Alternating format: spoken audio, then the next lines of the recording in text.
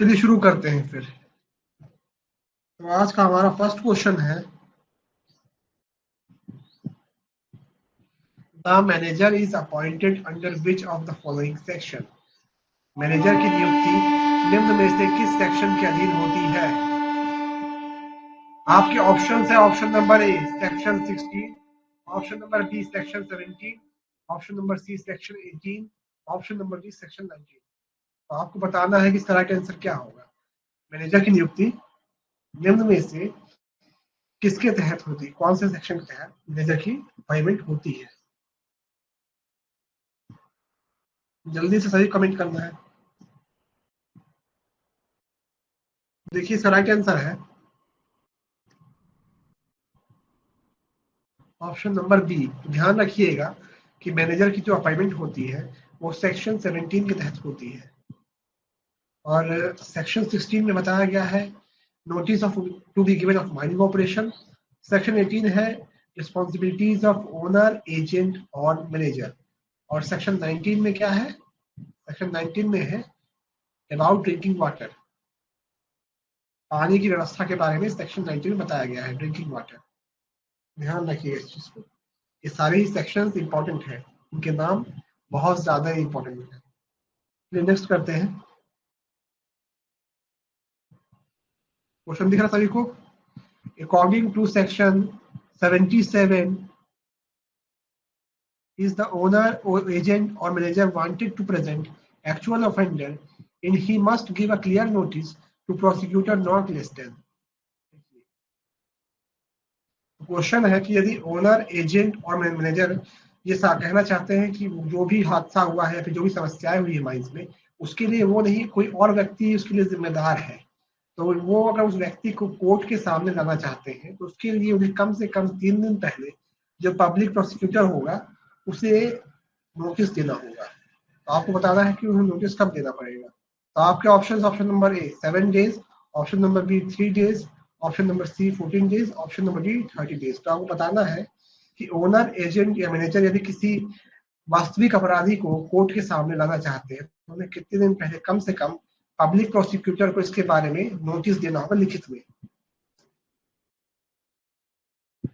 देवशीष सही आंसर है, right answer है ऑप्शन नंबर बी। तो ध्यान रखिएगा सेक्शन 17 के तहत यदि ओनर, एजेंट या मैनेजर किसी व्यक्ति को जो कि उनकी नजर में एक्चुअल ऑफेंडर है उसे कोर्ट के सामने पेश करना चाहते हैं तो उन्हें कम से कम 3 दिन पहले पब्लिक प्रोसिक्यूटर को लिखित में इसके बारे में बताना होगा। और ये बताइए कि सेक्शन 17 है किसके बारे में, उसका हेडिंग क्या है? जल्दी से कमेंट करिए।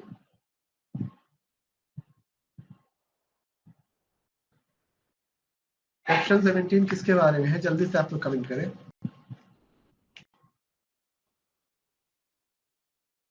देखिए सेक्शन 17 है एग्जेम्पशन ऑफ ओनर, एजेंट और manager from liability in certain cases. देखिए ये सेक्शन क्या करता है कि ओनर, एजेंट और मैनेजर को ये अधिकार देता है कि वो कई केसेस में अपने आप को डिफेंड कर सकते हैं।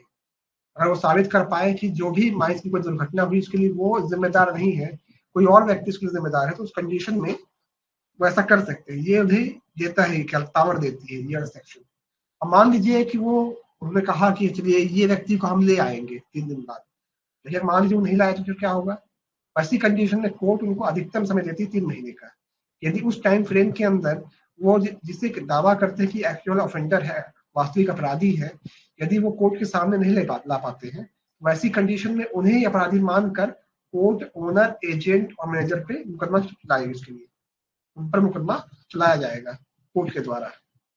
मैक्सिमम टाइम फ्रेम होता है 3 महीने का, जिसके अंदर ओनर, एजेंट या फिर मैनेजर को एक्चुअल ऑफेंडर को लाना पड़ेगा कोर्ट के सामने। समझ में आया आपको? फिर आगे बढ़ते हैं।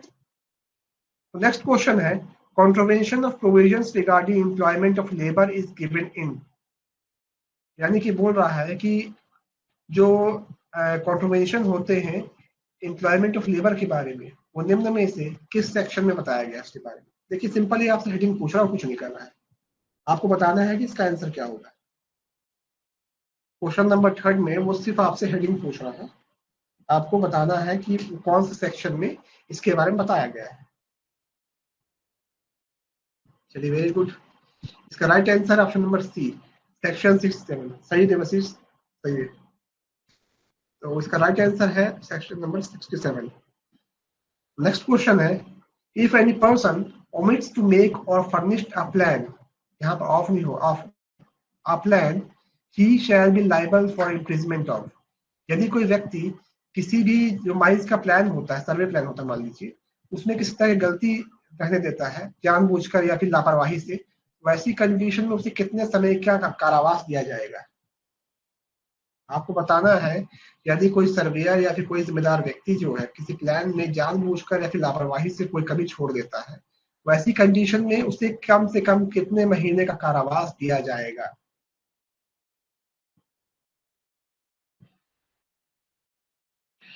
तो इसका राइट आंसर है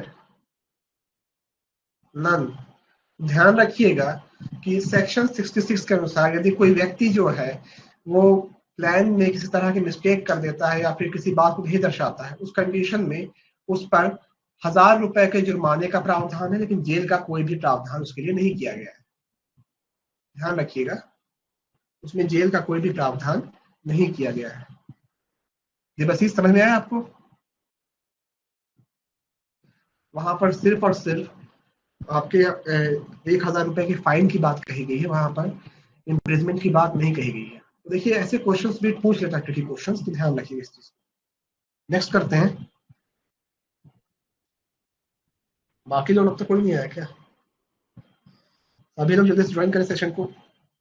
नेक्स्ट क्वेश्चन है, a court of inquiry appointed has a limitation of prosecution of certain cases of a time period of, यानी बोल रहा है कि जो कोर्ट ऑफ इंक्वायरी जिसे अपॉइंट करते हैं वो कितने समय में किसी भी केस पर कोई कार्रवाई कर सकती है, उसका टाइम फ्रेम क्या होगा। यदि उसके बाद वो टाइम फ्रेम गुजर गया तो वो किसी भी मामले पर उस टाइम फ्रेम के बाद कार्रवाई नहीं कर सकती। तो आपके ऑप्शन है, option number A 3 months, option number B 6 months, option number C 1 year, option number D 2 year. तो आपको बताना है कि कोर्ट ऑफ इंक्वायरी जिसे अपॉइंट किया जाता है सेक्शन 24 के तहत, ध्यान रखिएगा, कोर्ट ऑफ इंक्वायरी को सेक्शन 24 के तहत अपॉइंट करते हैं। तो वो किसी भी विषय पर कितने समय के अंतराल में फैसला कर सकती है। देखिए क्वेश्चन पूछ रहा है कि कितने समय में कर सकती है। यदि वो समय गुजर गया तो उसके बाद वो नहीं कर सकती, उसके कोई भी क्या होते हैं इसकी जांच नहीं कर सकती, कोई सुनवाई नहीं कर सकती एक समय सीमा के बाद। तो देखिए इसका राइट आंसर है ऑप्शन नंबर सी 1 ईयर। ध्यान रखिएगा कि कोर्ट ऑफ इंक्वायरी किसी भी, जैसे मान लीजिए कोर्ट ऑफ इंक्वायरी ने बनाई थी 22 में किसी एक्सीडेंट के लिए, एग्जाम्पल के लिए, और हुआ क्या कि कोर्ट ऑफ इंक्वायरी ने केस दर्ज किया करीबन 1 साल पहले, लेकिन 1 साल तक उसने उस केस में किसी तरह के किसी को दोषी नहीं नहीं किसी तरह के किसी आदमी को उसने वहां पर दोषी कहा करवाया, ना ही क्या होता है उन पर कोई मुकदमा चलवाया। वैसी कंडीशन में 1 साल के बाद अगर चाहे कि हाँ हम इस व्यक्ति को हम दोषी करार देंगे तो ऐसा नहीं कर सकते, उसको 1 साल के भीतर भीतर उस दोषी व्यक्ति को चार्जशीट है वो कोर्ट में पेश करनी होगी, सबमिट करनी होगी। समझ में आया आपको क्वेश्चन? ये नेक्स्ट करते हैं। नेक्स्ट क्वेश्चन है, no fee or charge to be realized for facilities and convenience is given in, यानी क्वेश्चन बोल रहा है कि किसी भी तरह का फी या चार्ज हम नहीं लेंगे, माइंस में जो भी हम सेफ्टी के लिए जो फैसिलिटीज या कन्वीनियंस प्रोवाइड करते हैं वो निम्न में से किस सेक्शन में दिया गया है। जल्दी से हमें बताना है कि इसका राइट आंसर क्या होगा। Option number A section 85, option number B section 85 A, option number C 85 B, option number D section 85 का सी। अमन राज का आंसर आ रहा है डी, देवशीष का डी। चलिए तो इसका राइट आंसर है सेक्शन 85 का सी। ध्यान रखिएगा इस चीज को। बताइए सेक्शन 85 किसके बारे में है? सेक्शन 85 किसके बारे में है? जल्दी से बताइए, जल्दी कमेंट करिए कि सेक्शन 85 किस विषय में कहता है, उसके किस बारे में बताया गया है उसमें।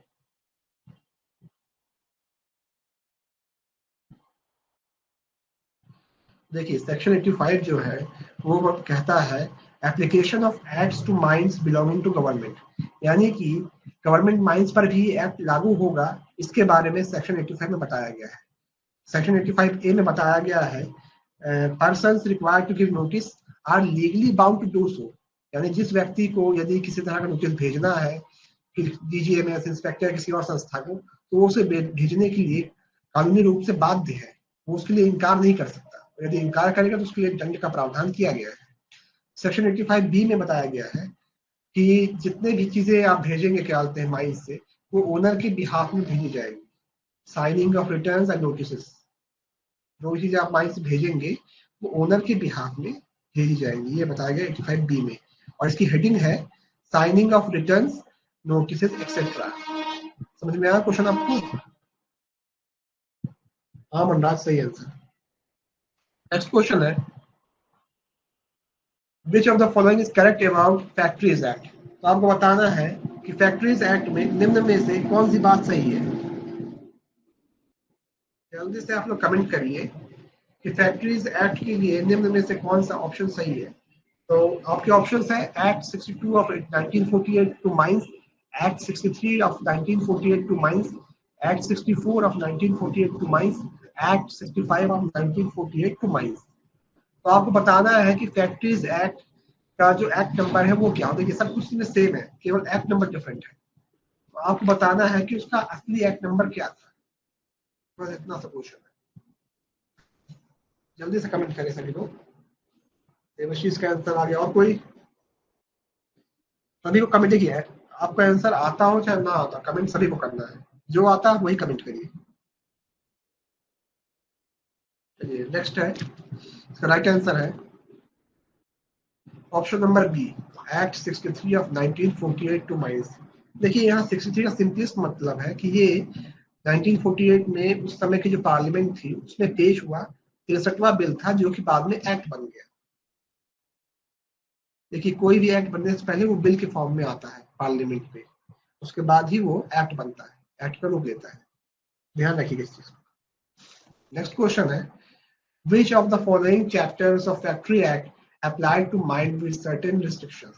यानी कि आपको बताना है कि फैक्ट्रीज एक्ट के कौन कौन से चैप्टर्स जो है वो माइंस में लागू होते हैं कुछ रिस्ट्रिक्शंस के साथ।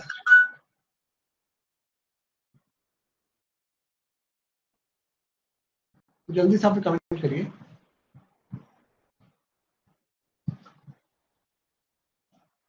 Option number A chapter 3 and 4, option number B chapter 1 and 2, option number C chapter 2 and 3, option number D chapter 3 and 4। जल्दी से बताइए इसका राइट आंसर क्या होगा। तो इसका राइट आंसर है चैप्टर नंबर 3 एंड 4। ध्यान रखिएगा। हाँ मनराज, उसमें ऑब्स्ट्रक्शन के बारे में है। क्यों, क्या हुआ? आप सही बोल रहे हैं, उसमें ऑब्स्ट्रक्शन के बारे में ही है। मैंने कहा बताया उसके बारे में कुछ। आप किस बारे में बोल रहे हैं मनराज, प्लीज क्लियर करें। हाँ वो 63 जो है, सेक्शन 63 जो है वो ऑब्स्ट्रक्शन के बारे में ही है। उसमें बताया गया है कि यदि कोई इंस्पेक्टर को या फिर किसी ऑथराइज व्यक्ति को रोकता है तो उसे क्या फाइन लगेगा, या फिर वो कोई डॉक्यूमेंट प्रोड्यूस नहीं करता। पिछला क्वेश्चन, एक सेकंड बताइए कौन सा क्वेश्चन नंबर बताइए ना। क्वेश्चन नंबर कौन सा है? क्वेश्चन नंबर 7 अमनराज, इसी की बात कर रहे हैं, क्वेश्चन नंबर 7 की बात कर रहे हैं। अच्छा 7 की, चलिए। देखिए ये क्वेश्चन क्या कह रहा है कि निम्न में से कौन सा जो है वो फैक्ट्रीज एक्ट की डेफिनेशन है या नहीं। देखिए इसमें क्या क्वेश्चन में कुछ ऐसे नहीं बोला गया है आपसे कि 63 में क्या है। ये देखिए यहाँ पर एक्ट लिखा हुआ है, सेक्शन नहीं लिखा हुआ है। आप जो बता रहे हैं वो सेक्शन के बारे में बता रहे हैं, और ये लिखा हुआ है कि पार्लियामेंट में लाया गया ये 63वां बिल था जो बाद में एक्ट बन गया, और इसी के तहत क्या बोलते 1948 का फैक्ट्री एक्ट जो है पास किया गया। समझ में आया क्वेश्चन आपको? चलिए ठीक है, आगे चलते हैं। वो सेक्शन में था, ये एक्ट है। चलिए नेक्स्ट क्वेश्चन है नो सूट prosecution or other legal proceedings against anything done in good faith is given in which of the following। यानी कि किसी भी तरह की कार्यवाही, किसी भी तरह का लीगल एक्शन जो है वो किसी ऐसे व्यक्ति के बारे में नहीं लिया जाएगा जो जब किसी कोई कार्य जो है वो अच्छी नियत से किया गया हो। गुड फेथ का मतलब होता है अच्छी नियत, यानी कि सद्भावना। यहाँ पर हिंदी में इसका मतलब होता है सद्भावना, यानी कि किसी भी व्यक्ति पर कोई लीगल एक्शन नहीं लिया जाएगा यदि वो कोई कार्य जो है वो सद्भावना से करता है। जैसे मान लीजिए कि माइंस में कोई बहुत बड़ा हादसा होने वाला है, और ऐसी कंडीशन में जो माइंस का एम्प्लॉय नहीं है, कोई वहां से गुजर रहा था, उसने जाके क्या कहते हैं वहां पर अलार्म बजा दिया। लीगली तरीके से तो वो आदमी उसके लिए ऑथराइज नहीं था, लेकिन उससे क्या हुआ कि जो माइंस में जो एम्प्लॉय थे वो सतर्क हो गए और बाहर निकल आए, जिससे उनकी जान बच गई। किसी तरह का लॉस नहीं हुआ। वो देखा जाए तो उसने एक तरीके से लॉ को तोड़ा है, लेकिन उसका जो भावना थी वो सही थी, इस कारण से उस पर कोई भी तरह का एक्शन नहीं लिया जाएगा। इसमें इसी के बारे में बताया गया है।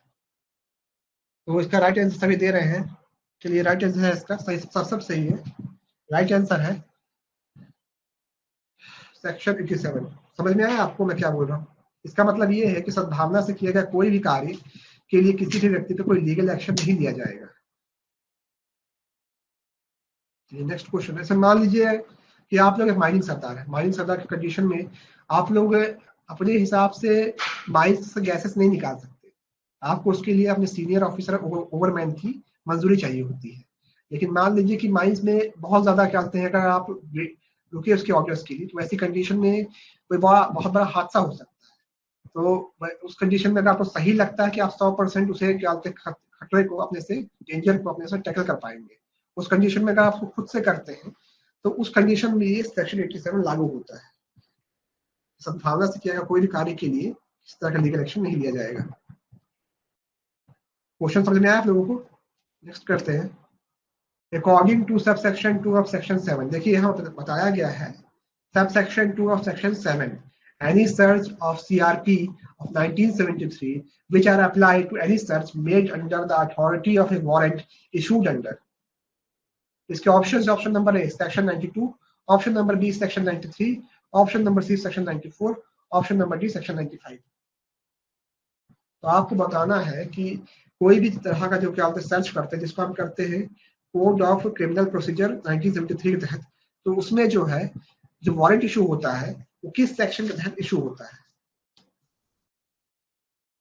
आपको बताना है कि सेक्शन नंबर 7 में जो सीआरपी 1973 है वो किस सेक्शन के तहत उसका सर्च हम करते हैं। जल्दी से इसका जवाब दीजिए। यहाँ सीआरपी का मतलब है code of criminal procedure of 1973, उसके तहत उसके कौन से सेक्शन में बताया गया है वारंट के बारे में, किस सेक्शन के तहत वारंट इशू किया जाता है। सिंपल सा क्वेश्चन आपसे ये पूछ रहा है। और कोई? चलिए, देवश्री साहब सही है, इसका राइट आंसर है सेक्शन 94। बाकी लोग भी सब जवाब दिया करिए। नेक्स्ट क्वेश्चन है, ध्यान रखिएगा कि सेक्शन 7 के सब सेक्शन 2 में बताया गया है कि सीआरपी के तहत जो वारंट इशू होता है वो सीआरपी के सेक्शन 94 के तहत इशू किया जाता है। अब सेक्शन 7 किसके बारे में है, जरा ये बता दीजिए हाथ। सेक्शन 7 में किसके बारे में जिक्र किया गया है? जल्दी से कमेंट करिए, सेक्शन 7 किसके बारे में बता रहा है, उसमें क्या बताया गया है? जल्दी से कमेंट करिए। चलिए, सेक्शन 7 बताता है आपका powers of inspector of mines, यानी कि एक इंस्पेक्टर ऑफ माइंस के पास क्या क्या पावर्स होंगी उसके बारे में बताया गया है सेक्शन 7 में। ध्यान रखिएगा इस चीज पे। हाँ विशाल, आप बिल्कुल सही है। नेक्स्ट क्वेश्चन है, देवश्री साहब भी सही है।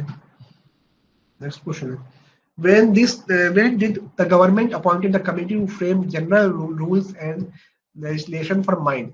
यानी आपसे क्वेश्चन पूछ रहा है कि सरकार ने कब एक कमेटी का गठन किया general rules and legislation form करने के लिए किसी माइंस में जनरल रूल्स को फ्रेम करने के लिए सरकार ने कब एक कमेटी का गठन किया था। क्वेश्चन एक सेकेंड, ये क्वेश्चन मनराज आपको माइंस एक्ट में मिलेगा।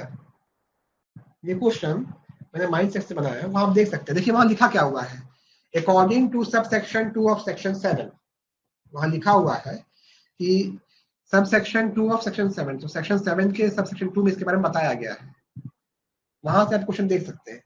देखिए मेरा कोशिश ये रहती है कि आपको कुछ एक्स्ट्रा क्वेश्चन जो एग्जाम में आ सकते हैं, जो एग्जामिनर चाहे तो टफ बना कर दे सकता है, इस तरह क्वेश्चन कराया जाए, तो संभावना है कि किसी एग्जाम में ऐसे क्वेश्चन पूछ लिए जाए, क्योंकि क्वेश्चन थोड़े अजीब तो होते हैं लेकिन है किताबी में, तो आप इसको इनकार नहीं कर सकते।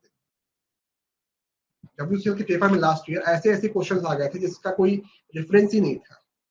इसको ऐसे क्वेश्चन भी एग्जाम में आ सकते हैं, ध्यान रखिएगा इस चीज को।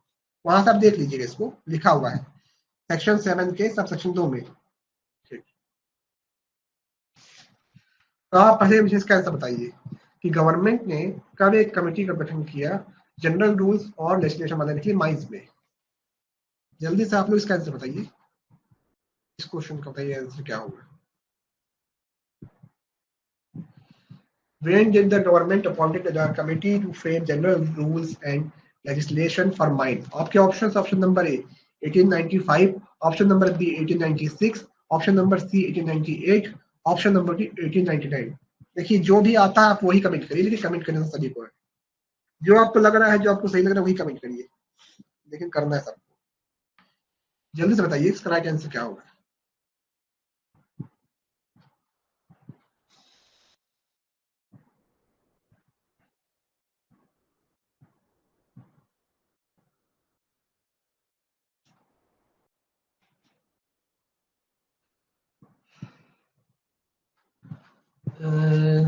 अमन राज सी, बी देवशीष पी। चलिए आंसर सबके मिल में आ रहे हैं, तो इसका राइट आंसर है, देखिए यहाँ पूछा क्या गया है कि गवर्नमेंट ने कब कमेटी अपॉइंट की, तो इसका राइट आंसर है ऑप्शन नंबर ए 1895। अगर ये पूछता क्वेश्चन कि उस कमेटी ने अपनी रिपोर्ट की सरकार, उसका राइट आंसर था 1896। उसने रिपोर्ट का सबमिट की 1896 में, कमेटी बनाई गई थी 1895 में। समझ में आया आपको क्वेश्चन? राइट आंसर है ऑप्शन नंबर ए। तो चलिए आगे चलते हैं।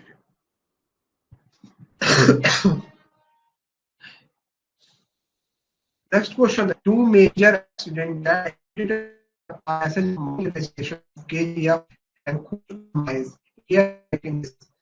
देखिए दो खाते रास्ता साफ किया थे,